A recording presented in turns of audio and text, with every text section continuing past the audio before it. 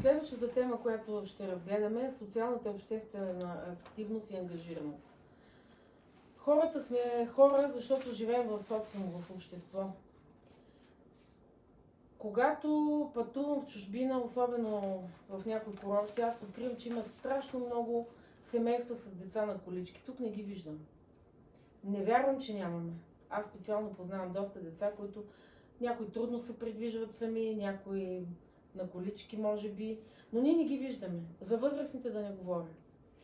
Когато преди време наши приятели заживяха в чужбина, това ми направи най-силно впечатление. Защо ние не общуваме с тия хора? Защото трябва да общуваме, но ние не ги виждаме.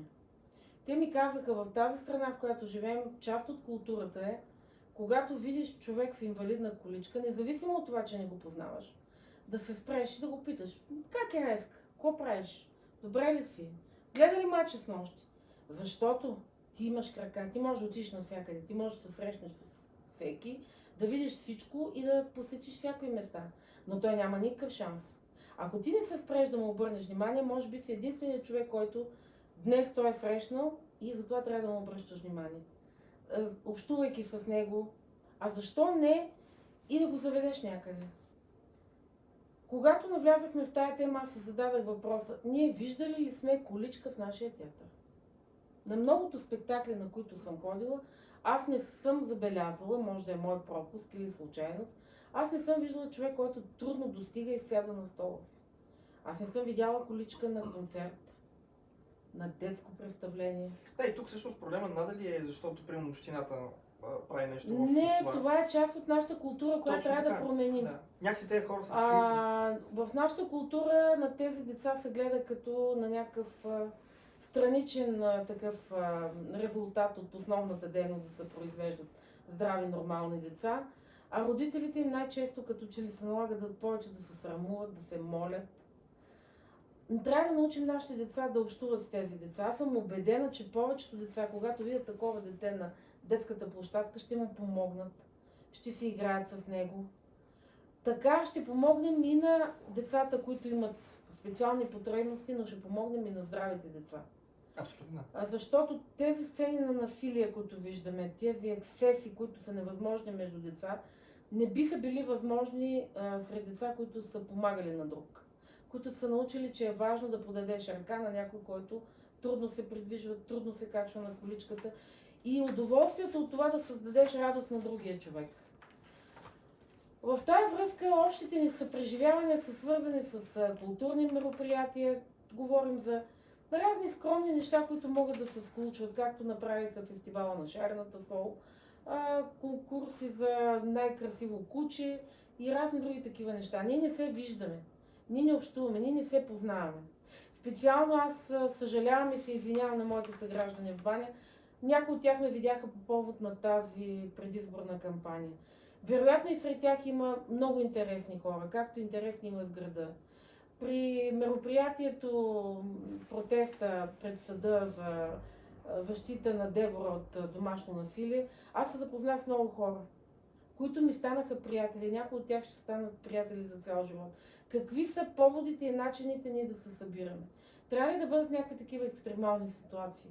Възможно ли е да се създаде някаква среда, в която ние да си се срещаме, без да има конкретни такива извънредни обстоятелства, а това да бъде част от живота ни? Напълно е възможно чрез политики за насърчаване на този тип срещи, сдружавания, събирания, неща, които биха могли да вкарат обществото в една по-голяма динамика. Динамика, в която след като свършиш работа, да излезеш от вкъщи и да започнеш да поддържаш социален контакт с другите хора и взаимодействие. Интересно нещо е, че идвайки от София, аз много често се шегувах с това, че има комплекса на заключения апартамент, че всъщност след като свършиш работа, отиваш, прибира се, качва се в асансьора, има някакви хора, които са отблокати, погледате, само си кимвате, слагате надолу главите и по някое време си отивате по етажите. Чакайте асансьора да каже дръм и да се излезеш, да кажеш чао и да влезеш. Това са хората, които са наистина били много polite, т.е. любезни хора, които в асансьора без да те познават и казват здравей, хубав ден, не че се познавате. Познавате само с съседите в най-добрия случай на етажа си до там. Това е напълно достатъчно. С някой тук там. Какво да кажем за пенсионерите? Скоро една дама на над 90 години, която се грижеше добре за здравето, се чух да казва: какво правите, бе? Какво правите, като се пенсионирате? Не само вика, че не излизате на разходка, вие се заключвате в апартамента си и не излизате. Да. Какво чакате? Чакате да умрете? Но то ще се случи неизбежно. Въпросът е какво правим до тогава. Значи нямаме, поне аз не съм забелязала за целеви групи. В моя роден град на времето сутринта ходеха и правиха някакви упражнения, стояшки, разходки, двигателни упражнения. Малко изглежда наивно, обаче не би било лошо. И както и в големия град, така и в населените места. 5-10 човека да се създадат режима, не да ходят да пият селското кафе, а да обиколят, да отидат до първата групичка дървенца. Знаеш кое е интересно нещо? Интересно нещо е, че има някакви малки затворени общности, които си работят. Да, един прост пример, овците. Те са една социална група, която работят заедно и са екип, затова ги наричат дружинки. Защото са сдружени. Точно така. Другото, което можеш да видиш, това са, примерно, да кажем, туристическите дружества, в които разни хора ходят заедно, напред-назад. Това са едни социални, между другото, мероприятия, на които хората ходят. Или, примерно, да кажем, организира се от някоя фундация, някакво събитие. Ето наскоро, доколкото или еднократни екскурзии и т.н. Но ние поначало имам чувството, че нямаме навика да живеем заедно. Тук идеята е, че всъщност, ако погледнем Панагюрище като град, да кажем, че тук имаме доста възможности. Но какво правим за селата? Какво правим социално там? Защото всъщност Панагюрище не е само град Панагюрище, Панагюрище община Панагюрище. И какво случва с младите хора, които искаме да останат и по селата, които искаме да се заселят по селата? Защото хайде да си говорим честно, реално ние можем да вкараме много хора да ги предизвикаме да дойдат в селата. Селата не са толкова зле. Имаме села, които са много столичани и граждани ще пожелаят да живеят там. Тук имаме доста, отдавна... има доста столичани, които вече са купили уедряването на земята, включването и в кооперативни стопанства, откъсването на хората от земята, те повечето не са типични села. А след неколкократно успешно проведените санитарни войни срещу видове животни, там даже няма тор, даже не мирише. Съвсем са си като градове. Просто са нещо по-малко, което няма транспорт. Като курортни места. Да. Тук е много важно нещо. В такъв тип малки места съвсем спокойно може да се работи с първо социалната обстановка на хората, които си помагат. Защото селото е село. То няма чак, и е нормално да няма чак такъв достъп до сериозни инфраструктурни проекти, до организации и така. Може да има. Може да има. Ето един пример за социален ефект и социална политика, която общината може да подкрепи и да води като сериозна политика. Това е нещо, което предполагам, че вече го има и в нашата община, защото знам, че имаме доброволци към общината, които помагат при гасене на пожари, свикват и така нататък. Но защо да не направим специални граждански отряди, които да отговарят на местно ниво, в определените села. Хора, които са преминали не просто курс как там да ходят при пожарникарите, да тупат с топалките или да правят някакви неща. Хора, които знаят как да работят с определена техника. Хора, на които им се възлага да стопанисват определена техника. Това са доброволци. Хора, които могат да спасяват, да дават първа до лекарска помощ, примерно. Или нещо, което да бъде ценно в селата. Тези хора в един момент ще увличат други хора и други хора. Четах за такъв пример, мисля, че беше в България. Такива няколко човека при едно от бедствията, голям пожар ли беше, бяха спасили хора. Защото могат да работят с дефибрилатор, който е на разположение.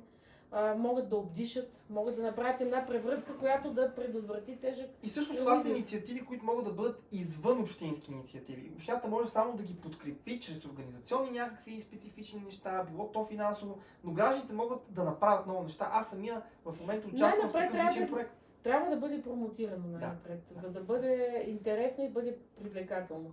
Мисля, че ще бъде интересно и на родители и на деца да се включат в такова нещо. Да се направят много сериозни такъв тип. Ето, сега наскоро знам, че имаше инициатива на Български червен кръст в Панагюрище, които работеха с деца, да ги подготвят точно за даване на първа помощ. Защо да го направим още по-добре? Така че тия деца наистина да бъдат подготвени за даване на първа помощ. Ама не просто е така на сухо. Ами наистина, всъщност тези деца да имат сериозно обучение по тази тема. Да се вложат малко повече пари, малко повече време и ангажираност, така че на тях да им хареса. Защото това, че аз знам как да давам, примерно да кажем CPR на български кардиопулмонален това първата помощ. Обдишване и сърдечно. Това е нещо, което аз знам как става, но в процес на риск, в процес на стрес, това не означава, че със сигурност ще го дам или че ще разбера какво да направя. Напротив, чела съм, че тези сухи тренировки, да кажем, които изглеждат смешни, повишават шанса за оцеляване 3 пъти. това е възможно. Аз затова казвам, че всъщност колкото по-често децата се сблъскат с такъв тип неща, всъщност тях в един момент започва да им става нормално. Твърда програма, те когато има провокация, ще го направят и ще го изпълнят Точно така. без грешка. Защото в момента реакциите са, чули са, гледали са нещо по телевизора, видяли са някъде нещо, много им е смътно. Те не го приемат на сериозно, малко като ни игра. И тук идва един много гаден момент, защото много деца, или дори много възрастни, защото децата наистина е по-вероятно да реагират, отколкото възрастните, много хора в една така ситуация вадат телефон и правят така. И снимат. Ето това е жалкото. А когато тези деца има непрекъснати чести такъв тип инициативи, непрекъснато срещи по тази тема, те се обличат в това да работят за хуманитарни помощи, да помагат за организиране на някакви неща, които са свързани с други хора, които са в рискови ситуации и състояния, да помагат за помощ.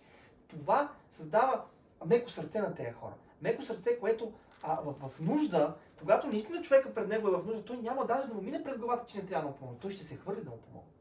Отделно и възможностите, обучението да му помогне наистина, а не да го довърши. Точно така. Да прецени един начален триаж, такъв да го кажем, дали човека може да бъде мърдан, какво точно да му се направи да помогне. Не знам дали влиза в обучението, аз специално съм се занимавала с странични спортове около основния мой любим и съм обучавана, но не беше обект сериозен на нашето обучение на времето. Не знам сега как е в момента. Ще го узнаем. Това е моите деца пораснаха, твоите са малки, предстои да разберем как в момента се случват тия неща. Нещо, което трябва да поговорим, социалния ефект. Електронни платформи, в които хората в момента така иначе комуникират и работят. Защо да не направим платформи, с които да им дадем възможността да участват в проектите, които общината създава, да ги сондира, да има обществени обсъждания, такива, че не да трябва някой да ходи, пък да разбере, пък да трябва да го мисли, а да може в реално време да участва. Това е идеята на този социален ефект, в който всички сме заедно. Ние сме едно голямо глобално село, което всъщност е свързано от интернет и всички хора могат да участват в това нещо. Това е златото на времето, в което сме. Технологията, достъпността. Ние трябва да бъдем достъпни на други все повече и повече, защото социалните мрежи като Фейсбук малко ни отделят. Дават ни една измамно чувство, че се познаваме, че работим заедно. За хейтване, за злосторничене.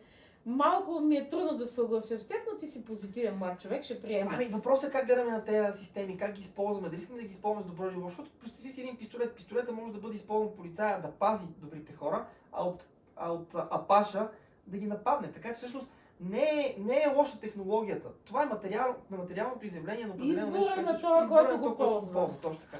Ние трябва да мислим за тази посока. Как в определени модели ние да успеем да ангажираме хората да бъдат активни, да се интересуват едни от други, да създаваме провокации дори за тези хора да бъдат интересуващи се едни от други.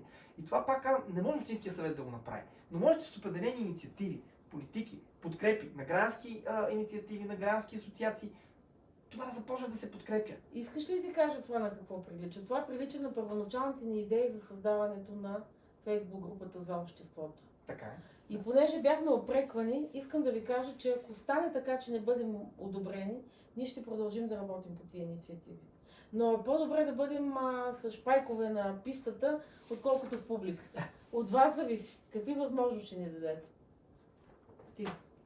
Нещо, което също е хубаво да видим, като за финал, няколко точки, които имаме също много важни. Те са свързани с осигуряването на протокол за спешно извеждане на хора, които са жертви на домашно насилие. Тая тема беше изключително тежка през последните няколко месеца. Тази тема беше много при сърце моя и затова преди 3 седмици господин Хрисков и съпругата му Ваня се обърнаха към мен, бях в движение. Какво може да се направи? Оказва се, винаги проблема е комплексен. Никога не е чисто домашното насилие. Винаги има нещо друго, което се случва. Случай беше точно такъв. За съжаление в нашата община, с полицая, в който работихме по подготовката на този протест, се оказа, че те не са толкова много. Тук вече ще имаме дискусия колко може да струва постоянната поддръжка на едно такова защитено жилище. То в нашата община ли трябва да бъде, защото или може на някое друго място, защото може насилника да открие жертвата и да стане още по-лошо. Защото няма да стои път някой полицай да я пази. Това може ли да бъде по договор с някое малко хотелче в района и при нужда човека да бъде настаняван там? Имам разни идеи. Вероятно има някакъв успех в тая насока. Случаите до момента да сме живи и здрави, да благодарим все пак на нормалните хора, че са повече и сме повече. До момента са по 10-15 на година, само че до момента при нас в ситуацията в полицията е такава, че ако изведат една жена пребита, окървавена, дете плачещо или деца, няма къде да бъдат настанени. Те трябва да бъдат там, където са волосторниците. Да. Тук има много важно нещо. Аз искам да изкажа едни поздравления на полицията в Панагюрище, защото доколкото разбрах връзка с този случай, който сме обсъждали с теб, да, конкретно, в град Панагюрище нашата полиция наистина доста ефективно работи във връзка с тази тема. Те и се стараят наистина много добре да се справят служат за демонстрация на справянето ни с този проблем в европейските органи. Това е нещо, което според мен ние трябва да се хвалим, да се гордеем с това нещо. Това наистина е много добро. Зависи от конкретни лица, нямаме тяхното съгласие да ги похвалим, но те си знаят, че ги похвалим, когато дойде момент. Важни неща във връзка с социалната дейност, с спортни мероприятия, културни мероприятия, арт фестивали. Това са неща, които всъщност те са напълно нормални, както ти ги сподели. Не смятам, че има смисъл да влизаме в чак такива дълбочини, но нещо, което е много важно, което прави впечатление, все повече и повече младите хора поемат информацията визуално. Ставаме все по-визуални. И всъщност кинопрожекции са нещо, което е изключително важно. Това е нещо, което ние трябва да работим за него. Има начин, по който според мен може да се разрешат доста неща. Знам, че в момента има кина. Обиколихме много читалища, перфектни зали. Изключително добре поддържани, някои имат нужда от саниране, но това са зали, които трябва да продължат да изпълняват функциите си. Не знам как ще се получи, но се оказва, че те имат екран или нещо, което трябва да бъде екран. И филми с отпаднали авторски права или на сравнително ниски цени. Ние трябва да се научим да съпреживяваме киното. Трябва да сме заедно.